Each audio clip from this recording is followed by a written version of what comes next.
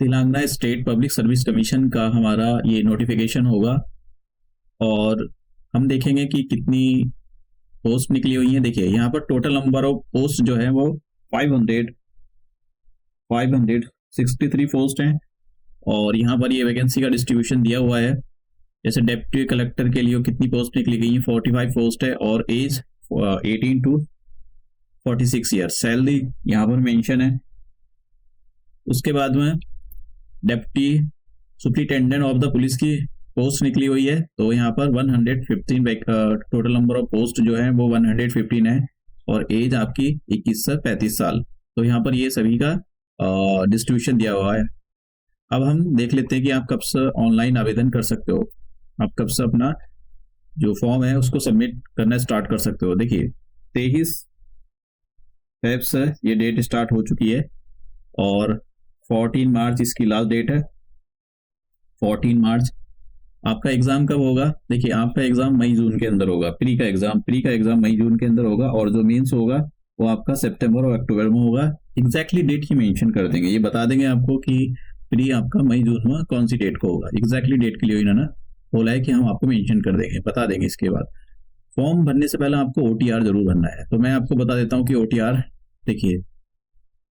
तो जैसे आप इनकी वेबसाइट पर आओगे तो आपको यहाँ पर ग्रुप 1 सर्विस, इस पर इसके यहाँ पर एकदम जस्ट उसके पास में लिखा हुआ है OTR, तो न्यू रजिस्ट्रेशन पर आपको क्लिक कर देना है। और देखिए आपको अगर हम ऑलरेडी हैं तो आपको सीधा अपना मोबाइल नंबर और ये डालकर लेकिन आपको न्यू रजिस्ट्रेशन करना है तो आपको यहाँ पर न्यू रजिस्ट्रेशन पर क्लिक कर देना है और न्यू रजिस्ट्रेशन पर क्लिक करने के बाद आपके सामने ये एक नया पेज ओपन कर देगा। इस टाइप का कुछ होगा।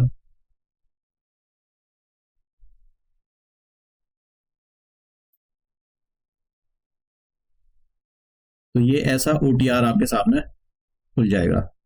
तो आपको थोड़ा यहाँ पर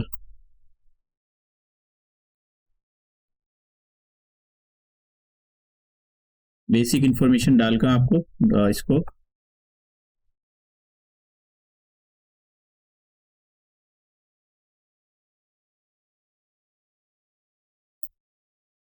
तो ये इस टाइप का कुछ फॉर्म आएगा यहाँ पर और आप देख सकते हो ये इन्होंने यहाँ पर जो यूज़र गाइड है वो दी है कि आपको कैसे अपना जो फॉर्म है वो आएगा, आपको कैसे फिल करना है। तो यहाँ पर सारा ये इन्फॉर्मेशन दिया गया है, मैं इसको अटैच करा दूंगा नीचे। तो हम यहाँ पर देख लेते हैं कि ये तो नंबर ऑफ पोस्ट के बारे में बात हुआ। अब बात करते हैं कि जो एग्ज़ाम होता है, एग्ज़ाम के अंदर कौन कौन से स्टेजेस होते हैं। देखिए जितने भी public service commission exam conduct कराते हैं एग्ज़ाम, वो जनरली 3 कैटेगरी में होता है। एक तो मतलब 3 स्टेजेस में होता है, ये यहाँ पर आपके सेंटर दिए गए हैं। एक होता है आपका प्री और एक होता है मेंस और फिर होता है आपका इंटरव्यू।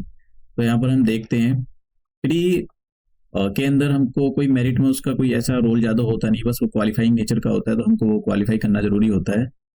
तो देखिए यहाँ पर ये वैकेंसी का डिस्ट्रीब्यूशन OBC वालों के लिए कितनी है, सबके लिए यहाँ पर EWS वालों के लिए कितनी वैकेंसी है, तो आपको यहाँ पर डिटेल में ये दिया गया है। अब देखते हैं। देखिए प्री के अंदर 150 क्वेश्चन आते हैं और 2.5 घंटे का आपको टाइम मिलता है और ये जो 150 मार्क्स का होता है। उसके बाद में आपका रिटर्न जो होगा वो इंग्लिश का जो एक पहला पेपर होता है आपका जनरल इंग्लिश, ये क्वालिफाइंग नेचर का होता है, 3 घंटे का होता है और यहाँ पर 150 मार्क्स का होता है। फिर उसके बाद में पेपर 1 जनरल ऐसे, तो यहाँ पर ये जो टॉपिक है इनमें से किसी पर भी आपको मतलब ऐसे पूछा जाएगा और ये 3 घंटे का होता है और यहाँ पर 150 नंबर का होगा ये।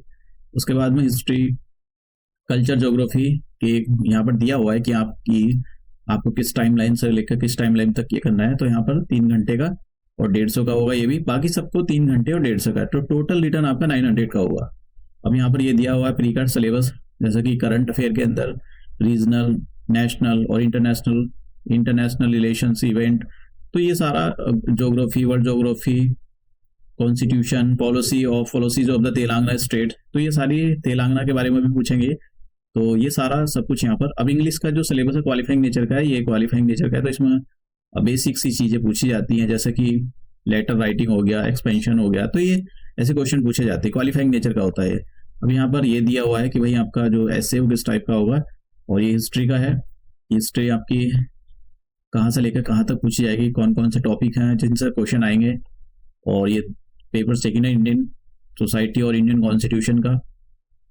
उसके बाद में पेपर फोर्थ है ये इकोनॉमी का, और फिर पेपर फिफ्थ है साइंस एंड टेक्नोलॉजी का, और पेपर सिक्स है तेलंगाना मूवमेंट से पूछी जाएंगी, उससे रिलेटेड वहाँ की फॉर्मेशन कैसे हुई उसकी, तो वो सारी चीज़ें पूछी जाएंगी। यहाँ पर देखिए पूरा और फेज वाइज मैनर में इसने सब दिया रखा है कि आपको कैसे, जैसा कि the idea of the Telangana 1948 से लेकर 1970 तक, और फिर मोबिलाइजेशन और इसका 1971 से। तो ये सारी चीज़ें आपसे पूछी जाएंगी एग्जाम के अंदर। तो एक पेपर जो होगा वो आपको पूरी तरह से तेलंगाना पर बेस होगा।